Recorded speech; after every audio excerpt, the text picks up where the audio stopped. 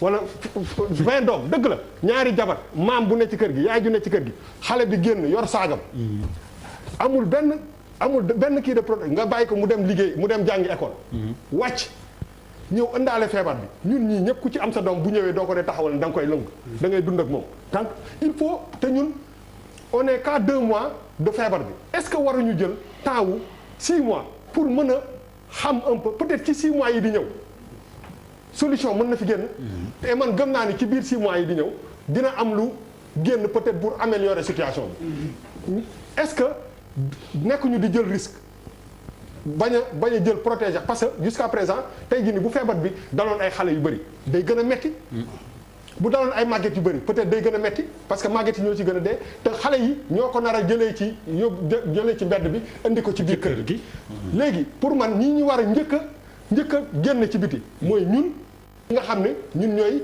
liggéeyi ñooy population active bi ñun ñooy wuti di indi ci kër gi au moins bu ñuy génn nañ njëkk génne noonu mais pour man génn xale yi ñuy dem di jàngi ji école bi dellu si sa kër saa yu sa doom ne papa boo wàccee sa doom dugg si yaa ngi koy xool bëtu foo jaar xale yi ñëpp xam ne ni xale la muumin la oto yi ñuy yéeg non ba pare non seulement loolu ba pare xamuñu confiné wuñu les enfants ne sont pas confinés ils sont dans les quartiers waaw mais non dama ne tey jii nii au moins responsabilité bi nga am pour sa doom yow ak sa doom man wóor na mën sa doom yaa ngi koy contrôler ci biir kër du génn man du génn waaw du génn non dama ne yow yaa ko wax te yow kii nga du mu tudd enseignant nga macha allah sant yàlla xam naa macha allah mais dama ne la majeure partie des sénégalais nga laaj leen ñu am 10 doom yónni seen doom yi xamuñu ndax dañuy dox bu ñu ñëw dañuy ànd ak 20-30 xale di football di def nii indi ci biir kër gi est-ce que te ñun ci 2 mois yi maîtriser guñu feebar bi nan lay kii est-ce que c'est pas précipiter les choses pour man xale yi dañ leen war a téyewaat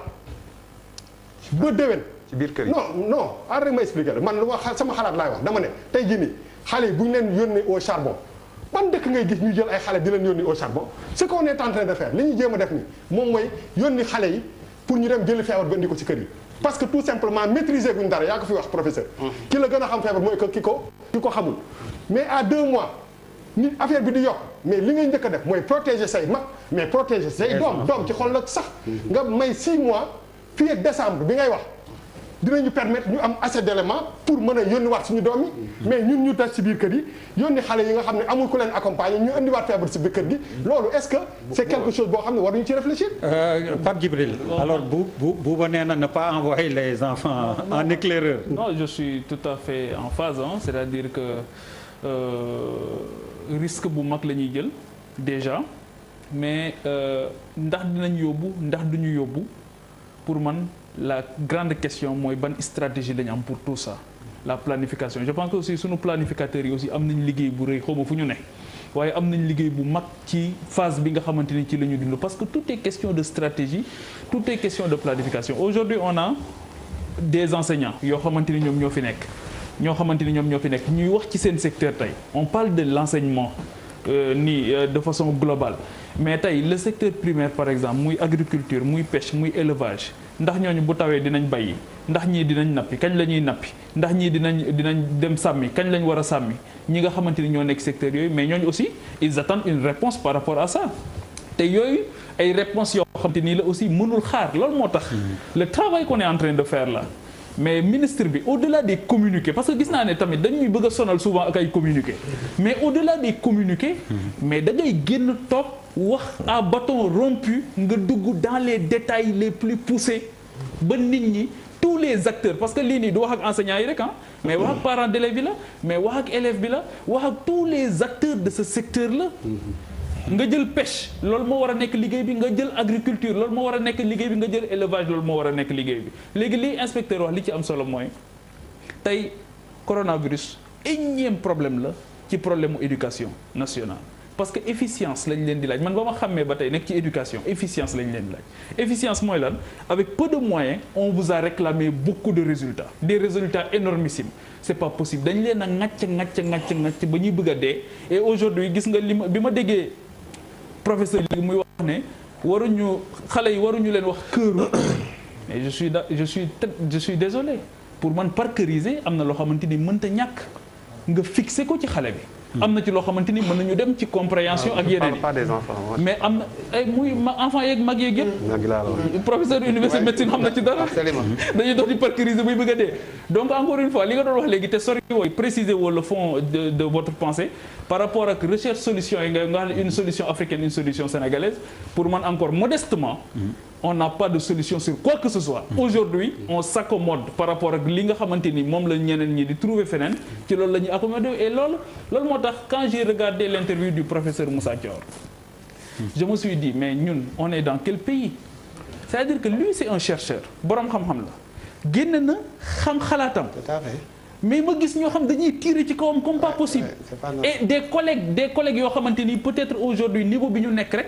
moom moo tax ñu waxee noonu daay teguñu ko ci xam-xam ci passion lañ ko teg mais moom xalaatam la génne peut-être que bu ñu ko trouvé loon le cadre nécessaire bi nga xamante ni mooy le cadre adéquat mën na ko faa waxee comme waxee wuñ ko foofu nag j'ai senti un homme révolté il pose sur la table une question essentielle et les autres chercheurs ñoom fan lañ ci toll la recherche fan lañ ci toll jusque là donc loolu aussi c'est des c'est très important ce qu'il dit c'est pas un cas isolé c'est pas un cas isolé il y a toujours des contradictions entre les professeurs dans tous les pays du monde sur beaucoup de choses. Attention. Tout à fait. On est d'accord, Papi. C'est pas un cas isolé. Non, on est parfaitement d'accord mais lu ma bëggoon wax Pape Djibril mooy yokkal la ci enseignants yi ni nga wax ñu seet stratégie ak yëpp ci stratégie bi ñuy seet il y a pourquoi pas def rentrée des enseignants ba pare retour des enseignants après xale yi doog ci topp d'autant plus que bu boobaa transport yi ñu war a dugg il y a beaucoup de paramètres et de facteurs mais xoolal vidéo yi ñuy jàllale am na solo lool réaction kilifa yoo xam ni mi ngi ne budget équilibre la mooy Jaafara mi doon wax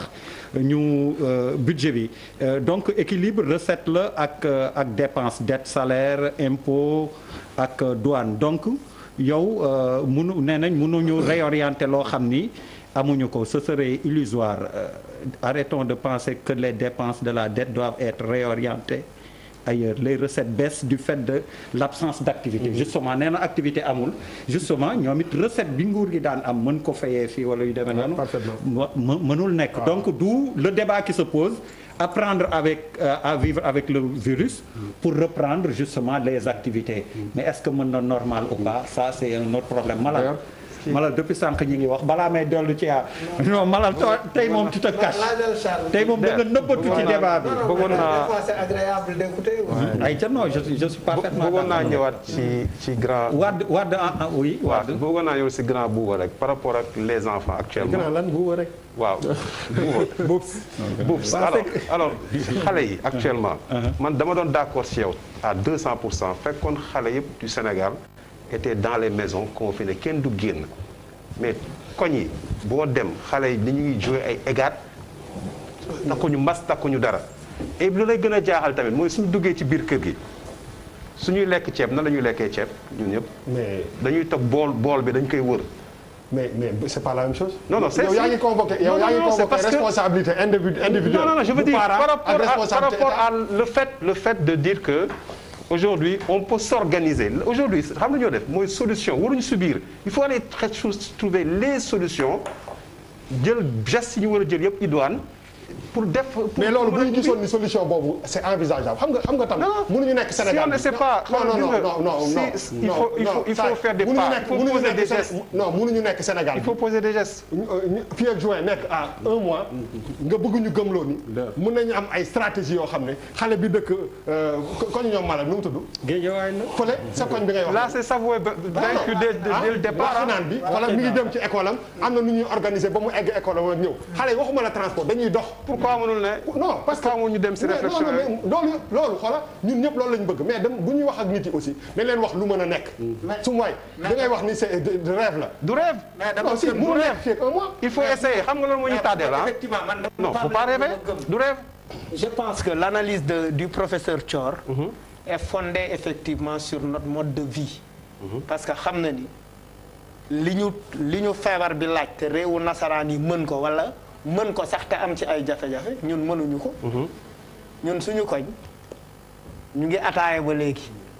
munoo ko tere gaay suñu koñ ñu ngi toog di waxtaan jigéen ñi di natt di joxe. tu sensibilises ñu ne la fii yàllaa fi ne.